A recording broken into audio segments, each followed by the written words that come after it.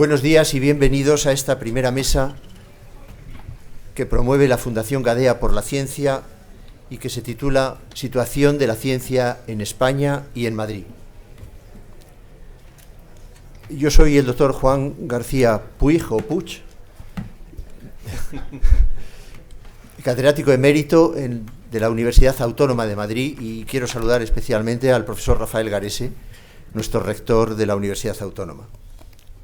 Para hablar de la ciencia en España y en Madrid hemos invitado a 4 científicos relevantes que pertenecen al Consejo Científico de la Fundación Gadea, diferentes áreas, de manera que desde distintas ópticas nos van a ofrecer sus comentarios, opiniones, ideas, reflexiones sobre la situación de la ciencia en España y en Madrid.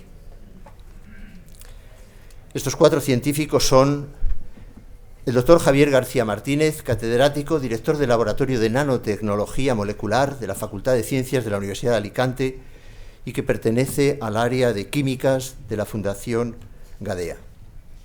El don Fernando Valladares Ros, profesor de investigación, Departamento de Biogeografía y Cambio Global del Museo Nacional de Ciencias Naturales. Doña María Mittelbrun Herrero, directora del Laboratorio de Inmunometabolismo e Inflamación del Centro Biología Molecular Severo Ochoa, adscrito a la Universidad Autónoma de Madrid y al Hospital Universitario 12 de Octubre. Y don Enrique Gómez Aquilera, catedrático de Ingeniería Biomédica en la Escuela Técnica Superior de Ingenieros de Telecomunicación de la Universidad Politécnica de Madrid. Y vamos a hablar de 4 temas. Hemos estructurado la charla en estos 4 temas. En primer lugar, inversión en I+D+I en España. En segundo lugar, presupuesto no financiero.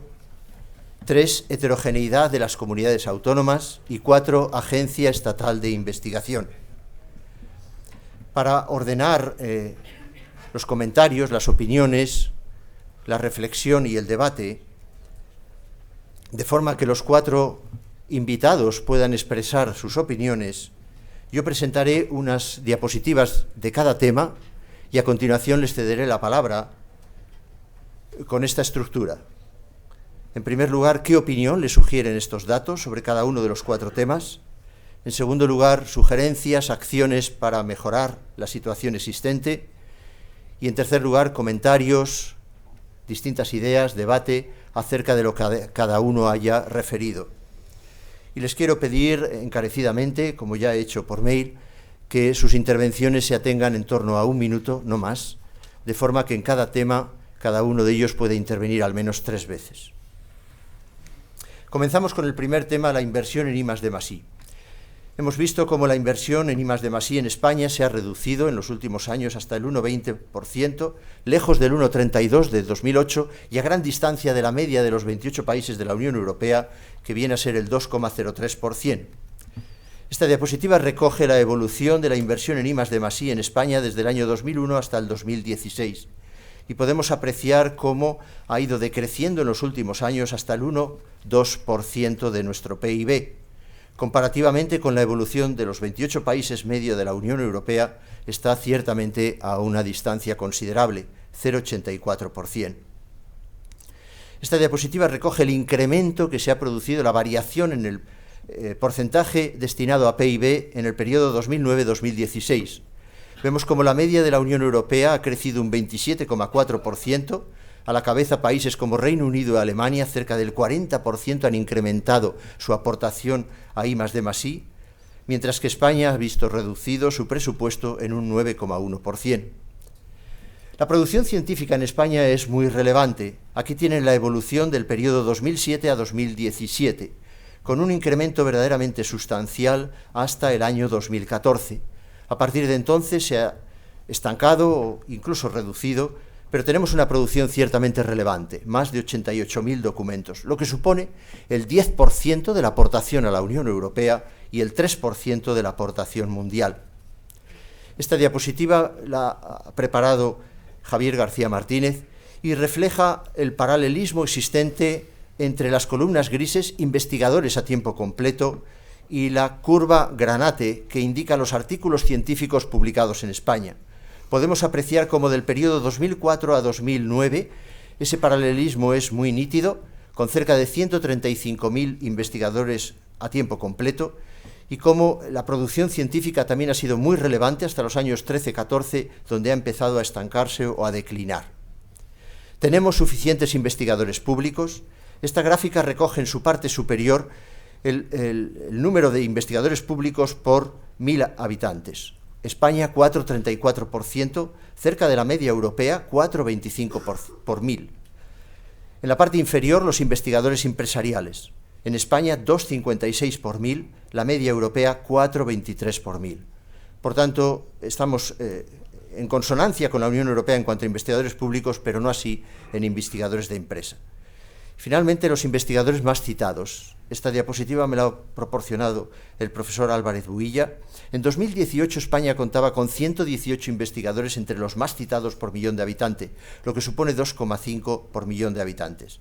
Muy superior a la cifra de Italia, pero lejos, similar a la de Francia, pero lejos de la de Suiza, Suecia, Reino Unido o Alemania. Y ahora a los invitados les formulamos estas preguntas. Empezamos por qué opinión les sugiere estos datos. Podemos empezar por Enrique. Muy bien, bueno, yo creo que funciona, ¿sí? Sí. Muy bien, en primer lugar quería expresar mi agradecimiento al moderador. La verdad que es un honor para mí estar en esta mesa redonda y, por supuesto, a la Fundación Gadea, primero por la propia creación de la Fundación y, por supuesto, por este tipo de eventos que son fundamentales, yo creo, para el objetivo que se pretende. Bueno, yo creo que todos vemos que las cifras a mí me parece que son, que no requieren mucho comentario, yo creo que son elocuentes y, vamos a decir, abrumadoras, sin valoración, ¿no? Pero yo lo que quizá había pensado era un poco plantear si somos capaces de verdad de explicar y comprender las razones que justifican dichas cifras. Es decir, yo creo que las cifras son las que son y la pregunta es ¿por qué? ¿Por qué esas cifras son así? Yo creo que lo que me gustaría que valoremos es cuál es el diagnóstico real, ¿no? Estamos siendo capaces desde la universidad, desde los centros de investigación, de explicar a la sociedad y a la clase política la importancia y la relevancia para nuestro país de la inversión en investigación y ciencia. Otra pregunta que me había... ¿Justifica la crisis económica los datos presentados? Porque está claro que desde mi punto de vista no lo parece, puesto que no todos los países se han comportado de igual forma, ¿no? Y por otro lado, lo que sí que es un hecho, que aunque se han comentado muchas cosas ya también digamos, en la mesa inaugural, es que acabamos de pasar, digamos, una serie de procesos electorales a todos los niveles y la investigación y la ciencia no ha aparecido por ningún lado. Yo no recuerdo que los debates electorales y digamos, en ningún lugar. Con lo cual podemos decir lo que queramos, pero en el fondo eso no es algo que parezca que preocupe ni a la clase política y a la sociedad, pues no lo sabemos, porque tampoco parece que participa, ¿no? Yo creo que efectivamente existe una falta de reconocimiento social de la investigación. Yo creo que eso también está vinculado al cortoplacismo, digamos, de la política, es decir, a hacer unas valoraciones muy cortas en el tiempo, y la ciencia y la investigación no puede plantearse para 1 año o 2 años. Yo creo que también faltan mensajes claros hacia la sociedad del impacto real de esos resultados de investigación, y yo creo que tenemos que cambiar la forma de contarlo, tenemos que ver cómo se puede mejorar, como antes también se decía, la calidad de vida de todos nosotros a través de la investigación en la ciencia. Y yo creo que a veces también lo último que quería decir es que los medios de comunicación, en mi opinión, no están ayudándonos. Es decir, yo creo que realmente los medios de comunicación muchas veces dan mensajes equivocados y de una forma que también buscando otros intereses que no creo que estén realmente muchas veces relacionados con la importancia de la ciencia. Gracias, Enrique. Quizá un poco extenso para lo que hemos solicitado. Javier, si podemos atenernos 1 minuto, 1 minuto 15, mejor. Bueno... Espero que esto no me descuente. Muy bien, muchísimas gracias a todos. Lo primero que quería decir es que estas figuras ponen de manifiesto cómo se entiende la investigación en España. Se entiende como un lujo, como algo de lo que se puede prescindir cuando nos vienen mal dadas.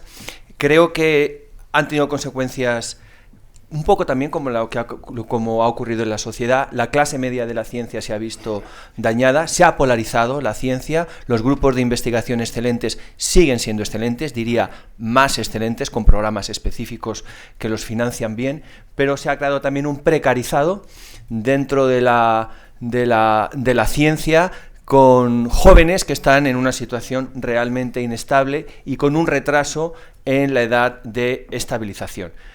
Soluciones. Primero, desde aquí, desde la Fundación y todos los que nos acompañan, pedir que se mantenga el Ministerio, no es algo que esté dado, yo creo que es una de las cosas que a día de hoy deberíamos pedir. No solamente el incremento en la financiación, sino también simplificación en los trámites, que haya mayor independencia tanto de gobierno como económica de la Agencia Estatal de Innovación. Creo que va a ser la herramienta clave para los próximos años y tiene que ser independiente. La prueba de que no lo es que cuando se cayeron los presupuestos generales del Estado, se cayó la forma de financiar el Plan Nacional de Investigación, y eso es un síntoma que nos apunta a la enfermedad que hay que tratar. Y luego el sector privado. El sector privado ve la tecnología como una amenaza, no como una oportunidad. Es muy claro en la banca, que ven cómo la inteligencia artificial, la robótica y la automatización les está sacando del mercado, pero también la automatización, el transporte. El reto, y yo creo que eso como país es incluso más importante que la financiación pública, es que los sectores estratégicos de la economía española vean la tecnología como una oportunidad y entren en estos grandes cambios que el rector hacía referencia, que es esta guerra comercial por la tecnología que está definiendo el principio del siglo XX entre Estados Unidos y China. Muchas gracias, Javier. María. Esto es imposible. Gracias. Bueno, muchas gracias por invitarme a participar en esta mesa. Estas iniciativas creo que son fundamentales. Debemos de poner encima de la mesa la situación de la política científica de España y en el contexto de las comunidades autónomas. A mí lo que me sugieren estos datos, bueno, es algo que ya todos los que nos dedicamos a la ciencia y los investigadores sabemos, o sea, llevamos 10 años de recortes. Y estos recortes al final están pasando factura. Como reflejan los datos, hay ya menos producción científica, hay menos artículos, hay menos patentes. Y otra cosa que ya se ha comentado, pero que no está reflejado en estas gráficas, es la pérdida de estos líneas de investigación enteras, que son lo que llamamos la clase media científica, que es la base de la ciencia en España, que se están perdiendo grupos emergentes, líneas enteras. Los datos a veces no señalan este hecho, que es para mí también fundamental. Lo segundo que a mí me indican y me sugieren estos datos, y quizás es más importante, es que cada vez nos estamos alejando más de los países que realmente se han dado cuenta que la innovación y la ciencia es el motor de una economía, como países como Reino Unido, como Alemania, que han incrementado hasta el 40% en los últimos 7 años la inversión en I+D+I, mientras España lo ha recortado casi un 9%. Entonces, esto nos separa cada vez más de los países en los que yo creo que tenemos que mirarnos y acercarnos más. En resumen, estos datos a mí me sugieren que el panorama es preocupante, pero sin embargo luego hay la luz de esperanza. Enseñas una gráfica de los científicos más citados, o sea que todavía hay talento, hay un esfuerzo individual importante, pero falta la estrategia colectiva que apoye a estos investigadores y a la clase media científica. Muchas gracias. Fernando. Bueno, pues unirme a las gracias por haberme invitado y el placer de estar aquí. Creo que es muy agradable estar en un ambiente tan receptivo y tan cómplice, ¿no?, de las cosas que estamos hablando. Yo querría destacar en primer lugar que andamos de diagnóstico bastante bien. Creo que desde las instituciones, los ministerios, los responsables, hasta los que lo vivimos en el día a día, la situación la tenemos bastante diagnosticada. Como suele ocurrir, de teoría vamos mejor que de práctica, y como un ejemplo ilustra esta idea. La misma secretaria de Estado ha hablado del decreto ley que se aprobó de forma urgente, y en el día a día, aunque se quitara la intervención previa, los OPIs prácticamente no ha cambiado nada. La contratación es un desastre. Quiere decir que de la teoría a la práctica todavía nos queda mucho que aprender, y habrá que sentarse juntos, instituciones, técnicos, que puedan permitir que las decisiones políticas que eventualmente llegarán se implementen en el día a día. Y finalmente quería mencionar 2 cosas que las podemos resumir, me gustaría resumirla en 2 palabras: trampa y paradoja. Para mí hay una trampa que tiene que ver con la eficiencia con la que España hace la ciencia. España es extremadamente eficiente, ya lo hemos visto. Con muy poquito dinero estamos en la cabeza. Esto es una gran trampa. Es una gran trampa por muchos aspectos. En primer lugar, porque se piensa que entonces la investigación se puede hacer con poco dinero. Lo que estamos haciendo en muchos casos, y especialmente en nuestro área, que la conozco algo mejor, es hacer investigación barata, y en esa somos muy buenos. Hay muchas trampas ahí, hay trampas como si jugáramos al solitario. Y el aspecto de la paradoja es que sorprende, ya se ha mencionado un poco, la gran apreciación social que hay por la ciencia y por los científicos, que salen muy bien evaluados en todas las encuestas, y sin embargo el silencio en los programas electorales y la poca equivalencia de ese aprecio por la ciencia que hay en la realidad de la política, ¿no? Ahora con la ciencia en el Parlamento parece que eso podría ir cambiando, pero va muy lento. Yo creo que algo de lo que podría explicar esta paradoja tendría que ver, por un lado, con que no se entiende bien qué es lo que hace la ciencia, qué es ser un doctor, cómo funciona el día a día de la ciencia, y por otro lado que también se ha mencionado el problema de las escalas temporales, ¿no? Las trampas con las que nos movemos frente al día a día y a los periodos electorales de 3-4 años y los plazos en los que esto de la ciencia y los programas científicos se mueven. Gracias. Muchas gracias a los cuatro. Tenemos 2 minutos para algún matiz que queráis realizar con respecto a las intervenciones de los otros invitados. Bueno, rápido, entonces, yo creo que tenemos que, efectivamente, como hemos dicho, convencer a nuestros responsables políticos de la importancia. Creo realmente que hay un gran desconocimiento del mundo académico y los centros y lo que hacen los centros de investigación de la clase política. Yo creo que eso es un convencimiento. Hemos hablado de la innovación tecnológica, yo creo que es fundamental, yo creo que después podemos volver sobre ella. Tenemos que poner en valor la investigación que realizamos y buscar otras fuentes de financiación, igual que se ha hablado ya de los fondos públicos, los privados y los ciudadanos. ¿Por qué no? Digamos, si están interesados, ¿por qué no hacerlo? ¿Alguien más? Yo quería incidir, Fernando, un momento en esto. Tenemos una investigación barata. Perdón. Yo no he dado nada. Tenemos una investigación barata. Había una frase de la directora del Instituto Carlos III que decía: la investigación en biomedicina es heroico. Y yo, después de recorrer 40 años, debo de suscribir absolutamente, y especialmente mi mujer que está aquí presente. Es absolutamente heroico. Son fines de semana, no son horas. Quería preguntarte, la palabra barato. En general, ¿el investigador en España está mal remunerado? Sí, no solo la remuneración, sino también la infraestructura, el apoyo, el arrope con el que hacemos nuestro día a día. Lo hacemos de una forma absolutamente precaria. El ordenador, que muchas veces llevamos a los congresos, es un ordenador personal. Y ponemos, digamos, muchas cosas que al final acabas poniendo en el numerador, muchos artículos, patentes y demás, y en el denominador muy poco gasto. El ordenador, el viajecito, va sumando, pero luego podemos llegar hasta las grandes infraestructuras, que no hay en muchos aspectos porque son caras. Y hacemos mucho con muy poco, y eso es muy tramposo. Muchas gracias. Pasamos al segundo tema.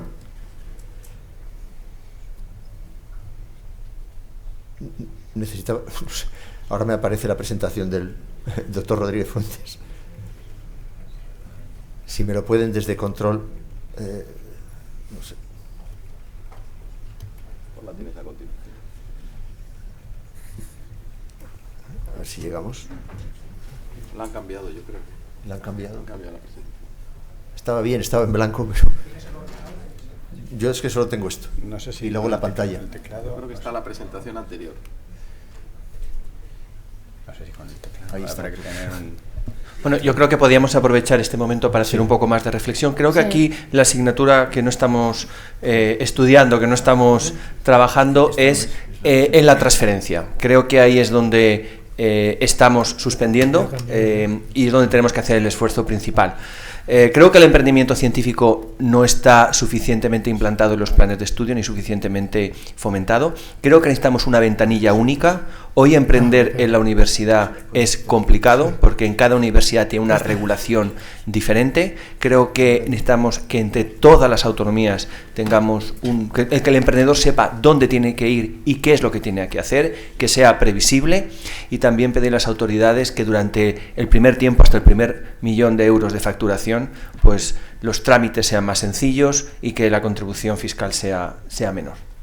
Gracias, Javier. Hay que aprovechar cada segundo que tenemos. El segundo tema es el presupuesto no financiero. Resulta que una proporción importante del presupuesto público anual en I+D+I no se ejecuta. Tal vez por los requisitos administrativos que se exigen al crédito, que en 2018 fueron de más de 3.700 millones de euros, el 58,7%. Esta financiación, creo que todos coincidiremos en que no debería perderse, y tal vez se pudiera destinar a un fondo eventualmente acumulable de financiación pública que revirtiese en I+D+I.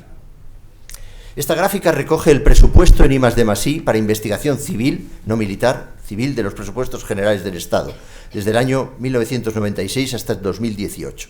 Podemos apreciar cómo el máximo fue en el año 2008-2009 y después de la crisis hubo un decremento considerable hasta la actualidad, 6.366 millones de euros, con un incremento del 5,4%, si bien el presupuesto no financiero ocupa 58,7%, más de 3.700 millones de euros, en subvenciones 41,2%. Esta gráfica recoge la evolución del gasto ejecutado sobre el presupuestado y podemos ver a la derecha la evolución desde el año 2000 hasta el 2006. En los primeros años el gasto ejecutado fue superior al 90%, pero ven cómo a partir del año 2007, 2008, 2009 empieza a disminuir ese gasto ejecutado, llegando a un punto ciertamente importante en el año 2010. Podemos apreciar cómo en la actualidad, en los años anteriores, ese presupuesto, ese gasto ejecutado ha disminuido, de manera que en la actualidad es menos del 50% del gasto presupuestado. Luego, en realidad, la financiación no es de 6.700 millones de euros, sino en realidad lo que se ejecuta es poco más de 3.000 millones de euros.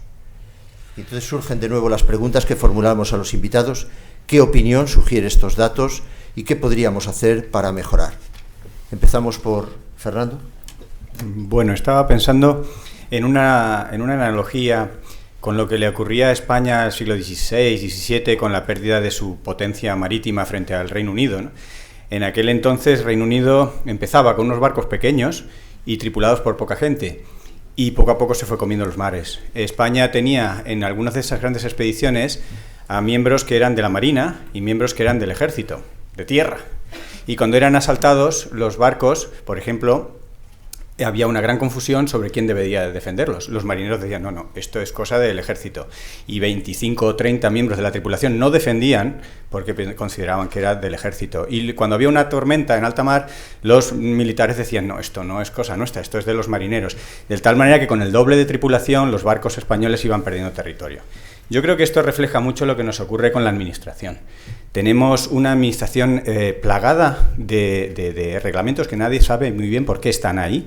Y cuando hemos hablado con los distintos grupos políticos en las reuniones preelectorales, los 4 o 5 principales grupos de políticos eran bastante conscientes de los problemas que teníamos y comprendían un poco la necesidad de un decreto ley urgente, pero realmente no eran conscientes de las trabas con las que se funcionan a distintas escalas, desde el nivel de gestión de grandes presupuestos como el día a día de un instituto, y nos sugerían que nos tendríamos que poner de acuerdo en comisiones, primero interministeriales, cosa que en España los ministerios no suelen funcionar muy de la mano, y segundo, entre técnicos de alto nivel de la administración, con gerentes de centros, para ir eliminando todas las cosas que se pueden ir tachando, de esto no hace falta, esto no hace falta, esto no hace falta, para que realmente lleguemos con un proyecto europeo y que no pierdas los primeros 6 meses o 8 meses de ejecución efectiva de ese proyecto europeo cuando tienes el dinero para gastarlo, ¿no? Y yo creo que tenemos que resetear mucho de los procedimientos en la administración, y para hacerlo hay que juntar a técnicos de muchos distintos niveles y hacer un trabajo honesto que hoy por hoy todavía estamos lejos de abordar. Muchas gracias, María.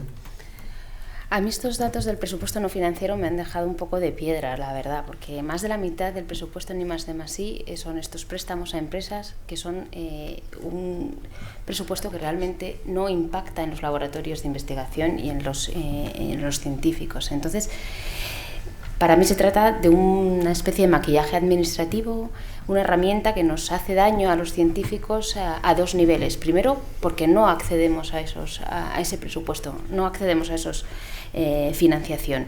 Y luego, porque aparecen todos los años en los medios de comunicación noticias que dicen que 1 de cada 2 euros, 1 de cada 3 euros destinados a ciencia y a investigación no se ejecutan. Parece que los científicos no necesitamos ese dinero o no sabemos en qué gastarlo. Y creo que es necesario y es urgente redistribuir de nuevo ese I+D+I de una manera que realmente llegue a los científicos y ajustarlo a unas medidas que impacten en los laboratorios de investigación. Gracias. Javier. Bueno, a mí me parece que es una estrategia para anunciar presupuestos altos cuando en realidad no están ahí. Año tras año aumenta el capítulo 8 la partida de créditos cuando se sabe que no se gasta. La única razón para seguir aumentándolos cuando el año pasado no se han gastado es porque es puro maquillaje. No son créditos a empresas, son créditos a OPIs. Son créditos para todos. Lo que pasa es que las OPIs no lo solicitan porque no tienen forma de devolverlo. Y las empresas, con tipos de interés que tenemos hoy en día al 1 o 2%, ¿quién pide un crédito a tipos cero, pero con unas condiciones de devolución y unas condiciones de propiedad intelectual y burocracia que ninguna empresa quiere meterse? La pregunta es diferente. No es tanto cuánto hay de maquillaje en presupuestos que son financieros frente a subvención, sino cómo conseguimos presupuestos plurianuales, de forma que la Agencia Estatal de Innovación pueda predecir y que cuando se nos caen unos presupuestos, como ha ocurrido este año, no se nos cae con el Plan Nacional de Innovación. La ERC tiene éxito porque es independiente económicamente, no depende de la Comisión Equivalente de Hacienda que tenemos aquí, y porque sabe qué dinero tiene, cuánto puede contar, y lo hace fuera de un ministerio como un organismo. En nuestro caso, la estructura sería dependiente directamente desde Presidencia. Muchas gracias por ateneros al tiempo, Enrique. Bueno, yo creo que se ha dicho bastante. Los gastos son, digamos, me refiero, el gasto lo ejecutado es muy preocupante. Yo creo que son mensajes efectivamente muy negativos a la sociedad. Están los investigadores, por supuesto, que la política de transparencia y auditar nuestras cuentas es evidente, pero lo que no se puede en los proyectos de investigación es rechazar el 100% de los gastos que estamos presentando. Es decir, o sea, es algo que es inconcebible, ¿no? Tener que volver a justificar todo porque alguien asume que todo lo que has hecho está mal, ¿no? Yo creo que esto no es un objetivo fiscalizador, sino yo creo que también es recaudatorio, ¿no? De alguna forma, es decir, bueno, pues cuanto más me ahorre, pues más podré evitarlo. Y yo creo que hay que, sin duda, simplificar y mejorar los procesos administrativos y también tener un personal más cualificado desde el punto de vista administrativo que nos hace falta y que es imprescindible. Y además reconocer ese trabajo, que es lo que hacen otros países europeos, es decir, que ese personal administrativo cualificado tenga un reconocimiento, es decir, que tenga su valor dentro de las distintas estructuras, universidad o centro de investigación. Muchas gracias.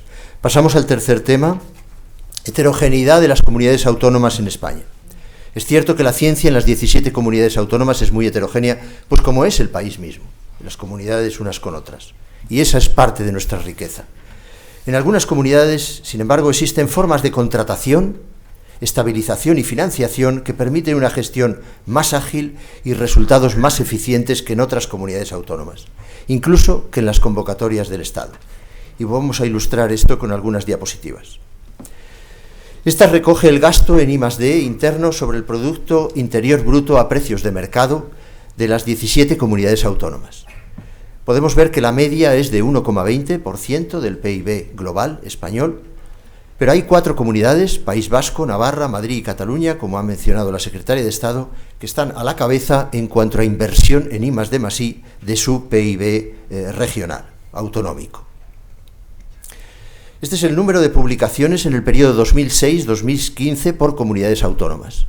Destaca Cataluña con cerca de 110.000 documentos, seguido de Comunidad de Madrid con 85.000. La media, según el Sistema Universitario Español, es cerca de 30.000 documentos, pero vemos 4 comunidades, Cataluña, Comunidad de Madrid, Andalucía y Comunidad de Valencia, que se destacan sobre la de Galicia, que está justo en la media. La producción de estas comunidades al total nacional, las 3 primeras, Cataluña, Madrid y Andalucía, supone el 60% de toda la producción científica nacional. Esta es la evolución por publicaciones por comunidades autónomas del periodo 2006-2015. Y podemos ver que desde 2006 a 2013 ha habido un incremento verdaderamente notable. Prácticamente se ha duplicado en tan solo 8 años. Eso es un éxito verdaderamente muy notable en estas 4 comunidades autónomas. A partir del 2013-2014 vemos que hay un plató, hay una horizontalización, incluso un decremento. Podemos ver cómo la evolución de publicaciones por universidades, la Universidad de Barcelona y la Universidad Autónoma de Barcelona producen globalmente la misma cantidad que la Universidad Complutense de Madrid, Autónoma de Madrid y la Universidad de Valencia. Bien, esta diapositiva refleja la posición que ocupa España en cuanto a solicitud de patentes. Ocupaba el puesto 27, el 17 de la Unión Europea, que son 32,1 patentes por millón de habitantes.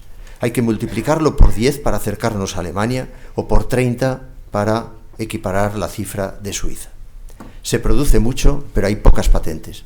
Y esta última diapositiva refleja las patentes por comunidades autónomas y observamos que las 4 que invierten más en su PIB tienen también el mayor número de patentes en el año 2017.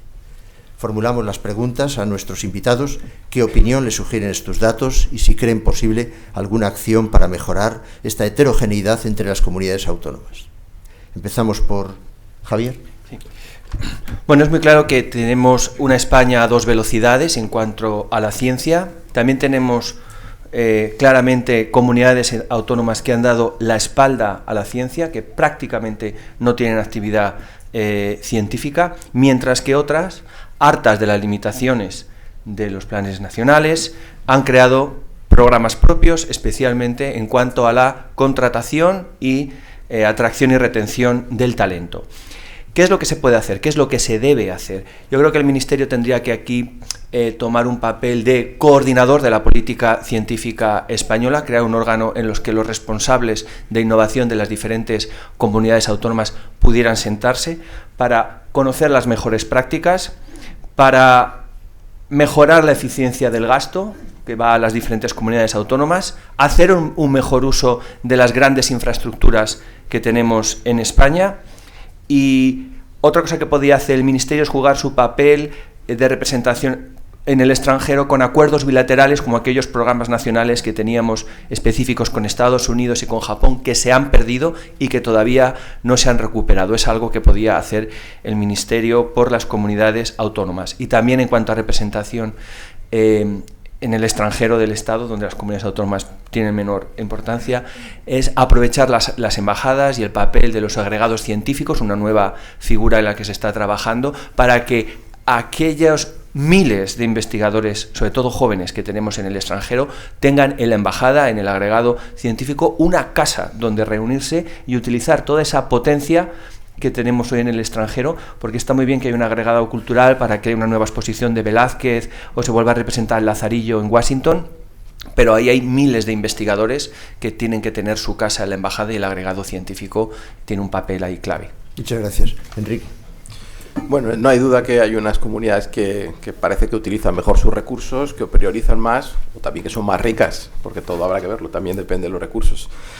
Si hablamos en el caso de la Comunidad de Madrid, yo creo que el potencial que existe en la Comunidad de Madrid, en mi opinión, no se está visibilizando ni se está coordinando de forma adecuada. Si comparamos efectivamente con las políticas que se han realizado en el País Vasco, en Cataluña, pues está claro que aquí no se está haciendo lo mismo. Si hablamos del ejemplo del área que conozco más, en el campo de la ingeniería biomédica o tecnologías para la salud, tenemos magníficos centros de investigación y realmente no hay programas todavía, algo se está ahora planteando, digamos, similares a los que hay en otras comunidades.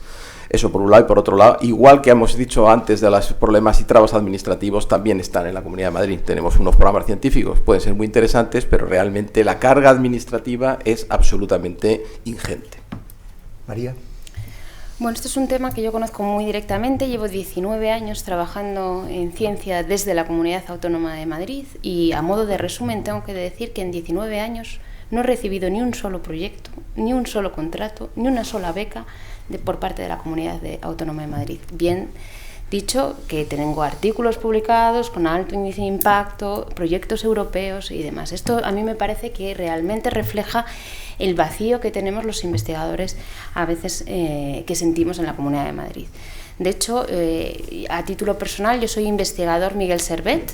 Esto es una posición, un programa que ha desarrollado el Instituto de Salud Carlos III, lleva 20 años y hay algunas comunidades autónomas, Galicia, País Vasco, que a los investigadores Miguel Servet les están ya incorporando dentro de la plantilla de los hospitales y les están dando un marco para desarrollar su carrera profesional.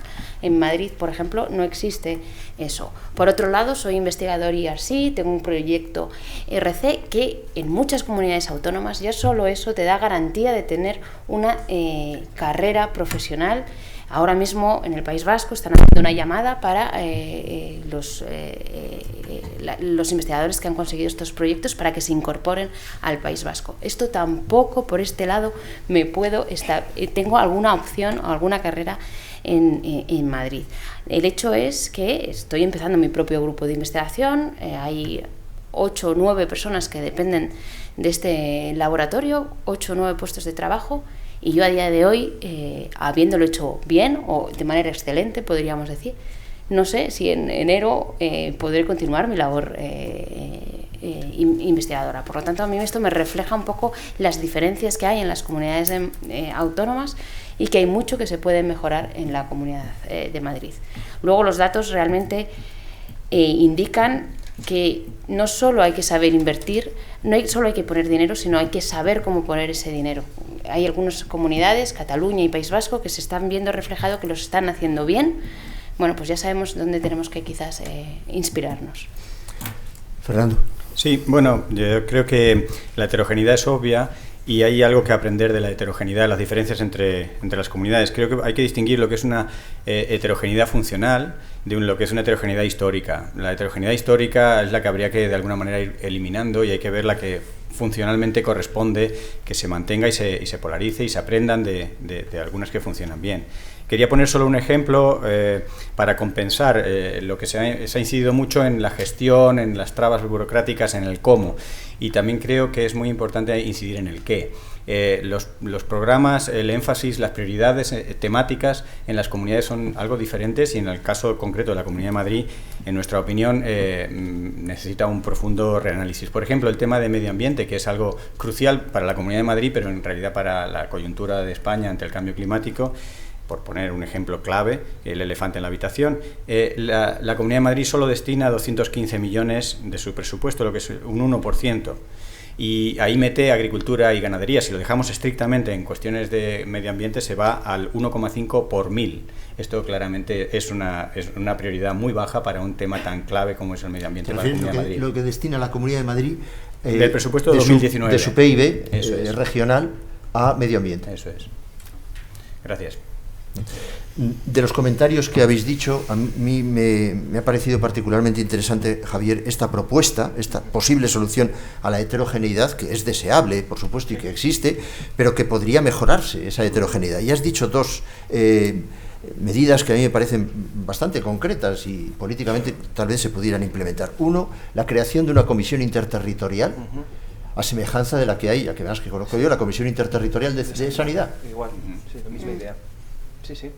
Y la otra era el agregado científico, que de alguna manera se podría conjugar con el agregado cultural en las embajadas, que tuviera, bien el cultural o el científico, tuviera la connotación de cubrir ambas áreas, ¿no? Sí, yo creo que eso tendría efectos secundarios, porque todo lo que sea hoy en día narrativas comunes, crear puntos de encuentro, mejores prácticas, que seamos heterogéneos o diversos, es una riqueza, y cada comunidad autónoma tiene que apostar por áreas que le sean propias, Yo soy logroñés, nací en Logroño. La Rioja tiene una singularidad muy propia, ¿no? Con el vino, con el castellano, pero eso no quiere decir que no tengamos que sentarnos en la misma mesa, porque cuando hay comisiones interterritoriales, el país manda una señal, y esa señal es: esto es importante para mí, tenemos que estar coordinados. Y desde el punto de vista del exterior, lo mismo, aquellas embajadas, y desde luego la británica lo hace muy bien, la americana lo hace muy bien, que tiene agregados científicos, mandan también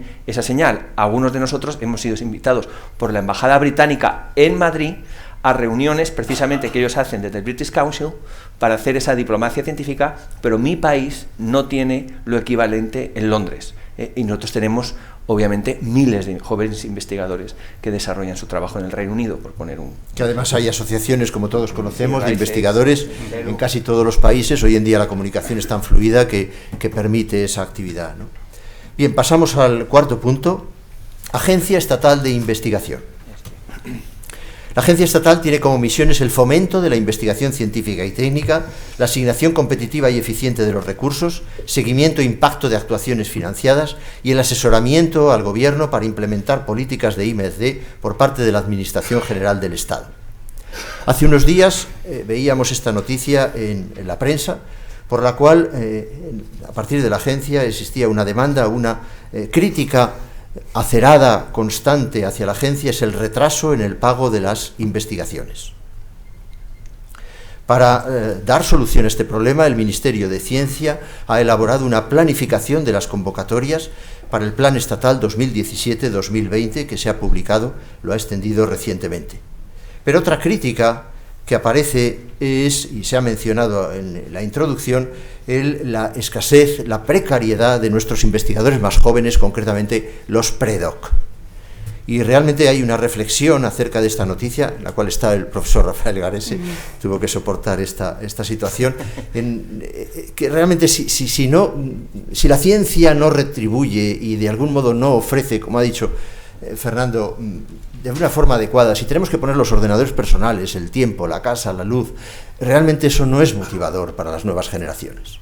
O sea, ven a sus hermanos mayores, ven a las personas que les preceden en una situación de queja casi constante, de reclamación salarial que está ya pactada, pero que no llega ese dinero. Esto realmente es muy desmotivador en el mundo que nos movemos. No cabe duda que la agencia tiene que estar alineada con las políticas europeas y en este sentido, lo ha mencionado Javier, las políticas europeas son mucho más nítidas. Se acaba de presentar el programa Horizonte Europa 2021-2027 y agradezco a Teresa Coquel que me haya proporcionado toda esta información y el informe que hoy ya se conoce como el informe Mazzucato. En este informe pretende ser un hito hacia la ciencia dirigida, la investigación multidisciplinar que implica al tejido empresarial y a la sociedad civil. Este programa de la Unión Europea de I+D+I pretende resolver problemas de ciudadanos, pero con crecimiento económico. Son proyectos que ofrezcan soluciones a los problemas de los ciudadanos, tal vez priorizándolo por encima de proyectos que conduzcan a la elaboración de artículos científicos. Esta diapositiva refleja el presupuesto de los diversos programas europeos que tienen a su izquierda el 1, 2, 3, 4 hasta el 7 y en la actualidad el programa Horizon 2020 2014-2020 dotado con cerca de 80.000 millones de euros. Europa apuesta por la ciencia. En el programa Horizon Europa 2021-2027 se pretende dotar a este programa de más de 100.000 millones de euros. Este programa pretende transformar los grandes desafíos en objetivos concretos y los grandes desafíos que a juicio de Europa tiene este continente es la sostenibilidad, la inequidad, la salud, el cambio climático y la calidad del estado del bienestar. Y se pretende que estos proyectos sean como misiones, como en su día fue, bajo la administración Kennedy, el programa Apolo, que tenía como objetivo concreto colocar un hombre en la Luna y que pudiera regresar sano y salvo a la Tierra. Con ese objetivo, con esa nitidez, se elaboran programas europeos en los cuales pueden concursar las instituciones privadas, las empresas. España ha participado de los ERC que mencionaba María, concretamente 214 proyectos en este periodo 2008-2013, y esta es la última diapositiva, las solicitudes y la tasa de éxito. Vemos a la cabeza las comunidades autónomas que más invierten en su PIB, en investigación, en I+D+I, y la tasa de éxito que se sitúa en torno al 10%. Y tal vez esa comisión interministerial podría tener no solamente de embajada y de lobby a nivel europeo, sino también poder ayudar a que esa tasa de éxito del 10% sea notablemente mayor. Bien, para eso la Fundación Gadea, que tiene como lema la ciencia como instrumento de cohesión y de progreso. Y con respecto a este tema de la Agencia Española de Investigación, quiero recabar la opinión, las acciones para mejorar, los comentarios que os puedan surgir. Empezamos por María. Bueno, desde luego es alentador la apuesta que está haciendo Europa por la ciencia. A mí hay una cosa que sí que me preocupa, porque Europa se plantea unos grandes desafíos, unos grandes retos por los que quiere apostar. A mí me preocupa que España tomemos exactamente ese modelo, solo grandes retos, y olvidemos un poco la ciencia basada en la curiosidad, la ciencia básica. Hay que recordar siempre, yo siempre pongo el ejemplo de los físicos que estaban estudiando la polaridad de la luz. Ellos no estaban buscando el láser como una herramienta para la biomedicina, con el potencial que tiene ahora. Ellos tenían curiosidad para ver cómo la luz, las propiedades de la luz. Entonces no podemos olvidar la ciencia basada en la curiosidad. Los grandes retos es fundamental, hay que investigar en ellos, pero en España no podemos tomar solo ese modelo y olvidarnos de lo otro, porque en España la ciencia que hacemos a día de hoy es un poco ciencia de supervivencia. O sea, se nos puede llenar la boca con grandes retos, pero a día de hoy tenemos que ser un poco más prácticos, y creo que debemos de proteger y defender también la ciencia más básica y guiada por la curiosidad. Fernando. Sí, bueno, quería comentar dos cosas. Por un lado, la agencia estatal lógicamente está ahí para recibir todas nuestras collejas, podríamos decir. Lógicamente les toca un papel un poco difícil, que es la interfase entre la gestión de los fondos para los presupuestos para investigar y los que nos lo gastamos, ¿no? Así que es lógico que reciba todas esas amonestaciones. Yo no la voy a defender ni nada, simplemente la voy a poner a veces un poco en un contexto. Creo que ilustra mejor que nadie la dificultad de hablar con distintos ministerios. Se ha quedado sin ministerio, por así decirlo, es más autónoma, y se ha quedado sin presupuesto para nada más y nada menos el departamento informático. No tienen dinero para actualizar todos sus programas, no tienen informáticos. Entonces, porque eso lo pagará, pues no sé si los marinos o los del ejército de tierra que ponía antes como analogía. Es un ejemplo paradigmático. Requiere para el funcionamiento que los distintos ministerios se pongan de acuerdo. En España no hemos visto eso que ocurra nunca, ni desde el siglo XVI. Los ministerios se veían como parcelas en las que yo trabajo con mis competencias y mi presupuesto para hacer lo que yo tengo que hacer. Y sin embargo la agencia requiere que Hacienda, que otro ministerio, que Sanidad, que se pongan de acuerdo en cuestiones transversales. Así que va a sufrir más que nadie toda esta paradoja de cómo funcionamos en España y lo celosos que somos con las competencias que tenemos en lugar de lo generosos que deberíamos ser con su gestión. Y segundo, solamente hacerme un poco eco a lo que ya ha mencionado María. Una palabra de precaución sobre esas grandes palabras sobre la ciencia como solucionadora. Yo creo que es un poco también tramposo poner demasiado énfasis en la solución de los grandes problemas. Me parece más interesante y más realista decir que empujar a que la ciencia los aborde. Las soluciones vendrán o no vendrán, y a veces vendrán por la manera menos esperada, ¿no? Como ya he ilustrado con el caso del láser. Gracias. Muchas gracias. Javier. Yo creo que la agencia ha nacido con mal pie, que tiene que hacer un plan estratégico, nos tiene que contar qué tipo de financiación va a apoyar, si va a apoyar la clase media, si va a apoyar a los jóvenes, cuáles son las áreas prioritarias. Preguntas tan fundamentales hoy no las sabemos. Por eso creo que ahora es un buen momento para que la agencia haga un plan estratégico y nos lo cuente. Desde el punto de vista de la Unión Europea, están haciendo una apuesta envidiable. Creo que la noticia, yo llevo 6 años en el panel de las Starting Grants de la ERC, ahí desde luego se está apoyando la investigación más puntera, pero creo que con estos grandes planes lo que ha hecho Europa para España ha sido polarizar más la ciencia. Aquellos grupos de excelencia pueden acudir a los fondos europeos y hacer una investigación extraordinaria, pero cuando se dice a la mayoría, a la clase media de la ciencia española, bueno, preséntate a una ERC, pues eso casi es una invitación a que te estrelles, ¿no? Por eso la Agencia Estatal de Innovación es tan importante.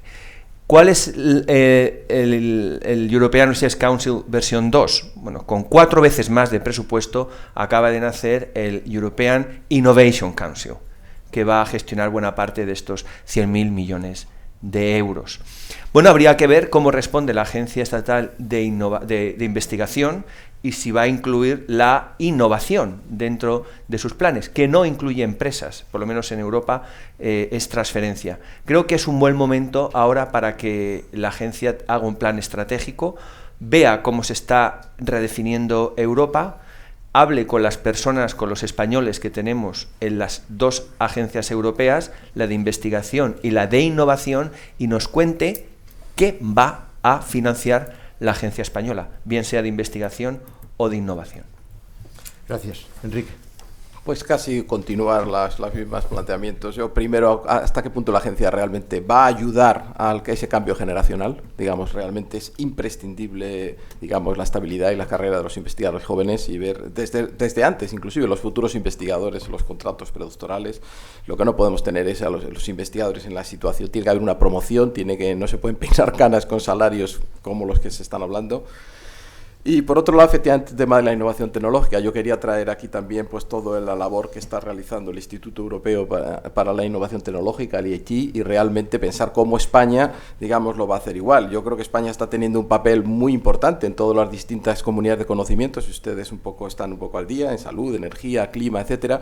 Realmente, pero si miramos las cifras que he traído un poco de IIT, ha creado más de 1.300 empresas de base tecnológica, inversiones de 900 millones de euros, 6.000 nuevos empleos, más de 2.000 alumnos formados en capacidades de innovación y emprendimiento y más de 700 nuevos productos y servicios. España participa en muchos de ellos, en el campo de la salud, que es uno de los que más conozco, y aquí hay personas también que han participado de forma muy activa, pues han creado 27 startups, 12 proyectos de innovación, 16 proyectos de educación solo en un año. Entonces, realmente la sociedad española es muy creativa y muy innovadora, y realmente eso es algo que se valora mucho a nivel europeo, pero realmente parece que aquí tampoco es algo tan interesante, y es una forma de mejorar nuestra capacidad, digamos, nuestra competitividad, y sin duda, pues al final mejorar lo que decimos todos, el bienestar de todos, ¿no? Muchas gracias. Qué buen vasallo si hubiera buen señor. ¿Coincidís o...? Sí, sí, por supuesto. Bien, entonces se ha planteado cómo podemos sentar al ministerio, a los ministerios, Fernando. Bueno, yo a veces pienso que hay que hacer reuniones de dos niveles y eventualmente se juntarían. Por un lado, los ministerios por sus regentes, pero eso va más de cara a la galería, a la prensa, a las grandes teorías, a los decretos urgentes, que eso, como hemos dicho, en el día a día puede que no resuelvan mucho. Creo que hay mucho que hacer en las labores de comisiones técnicas, de técnicos de alto nivel, que al final se conocen muy bien las intendencias de su propio ministerio y son los que pueden hablar ese lenguaje con los del otro ministerio. Ya digo, los pequeños escarceos que hemos hecho con los partidos políticos identificaron por ahí una posible avenida, con algunos de los científicos metidos a aterrizarlos a la realidad, ¿no? ¿Cómo podemos motivar nuevos investigadores, Enrique? Bueno, primero adoptando una postura positiva, eso es cierto. Yo creo que si nosotros, si desde los que ya tenemos una edad mayor planteamos que todo es absolutamente negativo, pues esto no va a ningún lado. Yo creo que el convencimiento de que van a ser realmente los responsables y van a construir su futuro y el futuro de todos, digamos, nuestras descendencias, ¿no? Yo creo que realmente pensando que estén convencidos del valor añadido de los trabajos de investigación que van a realizar. Y por supuesto, pues bueno, asumir con un mensaje esperanzador de que la situación, yo creo que tiene que cambiar y va a cambiar. Para bien, claro. Javier, hablabas que la agencia tiene que hacer un plan estratégico. Sí. ¿Cómo podemos sentar a la agencia y decirle, los investigadores, qué es lo que necesitamos desde el punto de vista organizativo, estructural, plan estratégico y, a su vez, desde el punto de vista burocrático, que tantos quebraderos tenemos los investigadores con esto? Bueno, lo primero es que tiene que formarse el nuevo ministerio. Esperemos que se mantenga el de ciencia. Yo creo que el consejo científico que tiene la agencia es extraordinario, que ellos el diagnóstico lo tienen tan bien hecho como nosotros. Veamos a ver qué lo tienen que decir. Yo les daría un tiempo, creo que la agencia lo puede hacer bien. Seguro que si quiere preguntar a alguien lo puede preguntar. Vamos a dejar que pase el tiempo. Vamos a ver cómo lo hacen, y yo lo que sí que les animo es que hagan un plan estratégico. Lo pueden hacer. El comité científico que tiene la agencia es de lo mejorcito que tenemos en el país, pero creo que si algo les tiene que llegar de nuestro lado es, bueno, lo que ya saben, que han empezado con mal pie y que tienen que contarnos qué quieren hacer, porque no tenemos claro qué tipo de investigación van a financiar. Eso no está claro. Y me gustaría incluir un tema que no sé al que me preguntas, porque me preocupa. Además, estamos en una universidad pública. Creo que el tema que nos ha tocado es la educación. España es el segundo país de la OCDE con mayor fracaso escolar, con mayor abandono. Creo que ese es el tema fundamental que tenemos que abordar. También en las universidades, buena parte de la investigación que se hace ahora, esa investigación barata que comentabas, la están haciendo TFGs y TFMs. Eso es indigno. Eso es indigno y hay que decirlo con toda claridad. No podemos elevar nuestras figuras de publicaciones con los TFGs y con los TFMs. No se hace buena investigación así. No se hace buena investigación publicando continuamente reviews, que es algo que también se hace para aumentar las citas y el índice H. Y creo que todas estas son las cosas que se tiene que hablar con la agencia. Creo que ellos lo pueden hacer muy bien. Desde luego yo no soy nadie para decirle a la agencia qué es lo que tiene que hacer, pero sí que deberíamos pedirle, por lo menos desde la Fundación, un plan estratégico, es decir, que nos cuenten qué quieren hacer. María, habías manifestado tu inquietud por el crecimiento del grupo y lo mucho que te costaba tener esos 10 investigadores. Bueno, ¿Qué le pedirías? Yo lo que pido es eso. Ya se identifica el talento con los programas Ramones y Cajales, los programas Miguel Servet, el programa Starting Grant o IRCIS. Ahora lo que necesitamos es, una vez identificado, ¿qué hacemos con ellos? O sea, vamos a darles un marco, vamos a darles una protección, vamos a ofrecerles algo. No podemos, muy bien, has llegado hasta aquí y luego ya sobrevive como puedas, que es como nos sentimos los jóvenes investigadores, por lo menos en esta comunidad. Entonces, ampararlos, protegerlos, entender que es el futuro de la ciencia y que tenemos que hacer algo con ellos. Muy bien. Desde la Fundación Gadea yo creo que estas palabras son muy bien recogidas, porque una de las acciones de la Fundación Gadea, y por eso la transversalidad, las 12 áreas de la ciencia, es poner en valor todo lo que hacen los científicos y tratar que haya las sinergias necesarias para cambiar el discurso, el PIB, la heterogeneidad de comunidades autónomas, la Agencia Estatal de Investigación, los 4 puntos que hemos tocado. Yo quiero cerrar esta mesa con una poesía de Gabriel Celaya, para agradecer a nuestros 4 invitados su generosidad a la hora de compartir con todos nosotros sus comentarios, sus opiniones, sus ideas y sus reflexiones. La poesía se titula Educar, pero yo creo que también podría sustituirse este verbo por enseñar. Y dice así: enseñar es lo mismo que poner un motor a una barca. Hay que medir, pensar, equilibrar y poner todo en marcha.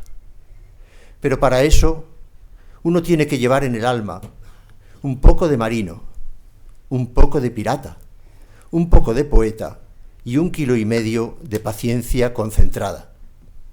Pero es consolador soñar. Cuando uno trabaja, que ese barco, ese niño irá muy lejos por el agua. Soñar que ese navío llevará nuestra carga de palabras hacia puertos distantes, hacia islas lejanas. Soñar que cuando un día esté durmiendo nuestra propia barca, en nuevos barcos seguirá nuestra bandera enarbolada. Muchas gracias a todos por vuestra atención.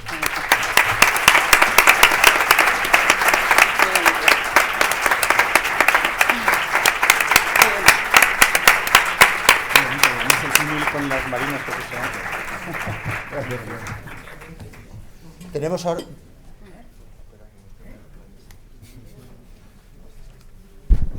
10 minutos para un café.